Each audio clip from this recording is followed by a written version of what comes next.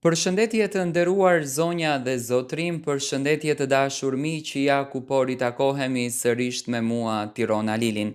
Në këtë minutazh dua të ndaloj tek Beniada Nishani, ish banorja e Big Brother VIP Albania 1, e cila ditën e sotme ka qenë shumë e cituar nëpër portalet shqiptare. Me tituj gjigant, zhvlerësojnë njëri tjetrin, Beniada ashpër me shqiptarët moralist.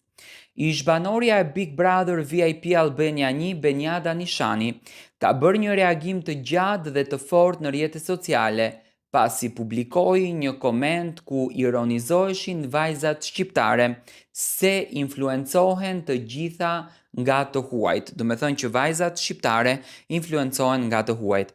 E prekur Beniada nga kjo dukuri, Beniada vendosi të adresoj nevojën e disa njerëzve për të zhvlerësuar vazhdimisht suksesin, bukurin apo stilin e njerëzve tanë. Përmes disa shkrimeve në Insta Story, ajo ngriti shqetësimin për standardin e dyfish që përdoret shpesh në rrjetet sociale. Beniada pyeti se çfarë kanë vajzat e huaja më shumë se vajzat shqiptare, duke sjellë në vëmendje faktin se kur një e huaj frymëzohet nga dikush, quhet një trend, ndërsa kur të njëjtën e bën një vajzë shqiptare, etikohet menjëherë si një kopim. Mëtej Beniada sqaroi dallimin mes kritikës dhe goditjes me dashakeqje. Ajo theksoi se nuk kemi pse mendojmë se jemi më të mirët në botë, por duhet të ndalojmë së menduari se të tjerët janë gjithmonë më superior se ne, duke nënvizuar se ka një ndryshim të madh mes kritikës normale dhe nevojës patologjike për të ulur gjithçka që në mes është e jona.